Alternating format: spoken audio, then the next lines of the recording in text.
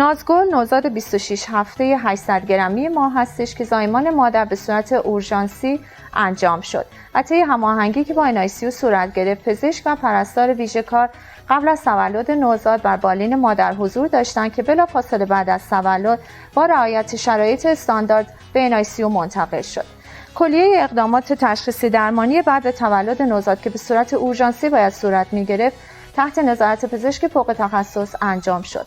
همونطور که مشاهده می‌کنید در حال حاضر نازگل اکسیژن رو با کلاهک شیشه‌ای دریافت می‌کنه و دارای تنفس‌های خود به خود هست و نیاز به اکسیژنش به شدت کاهش پیدا کرده. در صورتی که بعد به تولد بسیار بدحال متولد شد و بلافاصله تحت تهویه مکانیکی قرار گرفت که 1 ماه تهویه مکانیکی نوزاد یعنی تنفس مصنوعی نوزاد طول کشید. بعد از 1 ماه موفق شدیم نوزاد رو از دستگاه جدا کنیم و کم کم به سمت بهبودی رفت.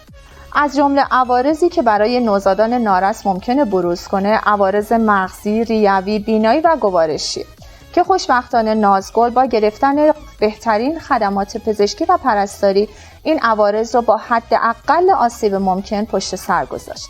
از جمله معاینه چشم که باید رأس 28 روزگی برای نوزاد انجام میشد، فیزیوتراپی، کاردرمانی، گفتار درمانی که همه اینا کمک میکنه که مراحل تکامل رو بهتر پشت سر بگذرونه.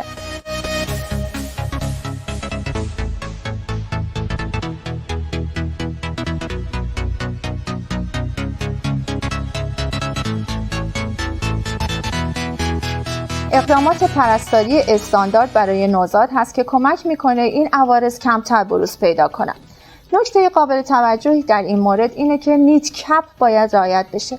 نیت کپ شرایطی هستش که در NICU ها باید حتما مورد توجه قرار بگیره، از جمله کاهش سر و صدا، کم بودن میزان نور محیط، قطع تکانهای بیمورد در نوزادان، دارودهی های ملایم که باید رعایت بشه تا از بروز عوارض روحی روانی برای نوزاد جلوگیری بشه. یه سری شرایط ما فراهم کردیم که شامل شرایط نیت کپ میشه، از جمله حضور مادر در بخش و انجام مراقبت آغوشی، کاهش نور، کاهش سر و صدا و انجام اقدامات درمانی به صورت غیر تهاجمی که برای نازگل نیز تمام این اقدامات انجام شده.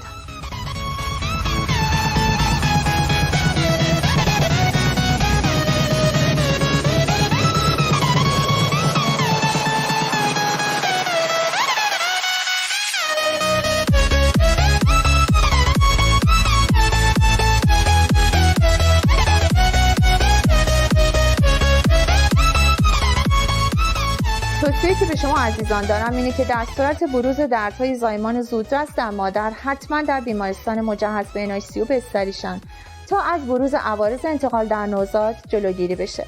عوارض انتقال میتونه بسیار جبران ناپذیر باشه، از جمله خونریزی‌های مغزی که منجر به عقب ماندگی ذهنی، ناتوانی، فلج و سایر عوارض دیگه بشه. والدین عزیز لطفاً در صورتی که نوزادتون در NICU بستری میشه با بخش همکاری لازم رو داشته باشین تا روند درمان زودتر انجام بشه. تشکر میکنم از کادر پزشکی و پرستاری بخش NICU که بسیار دلسوزانه اقدامات درمانی را انجام میدن تا روند درمان سریعتر حاصل بشه. متشکرم.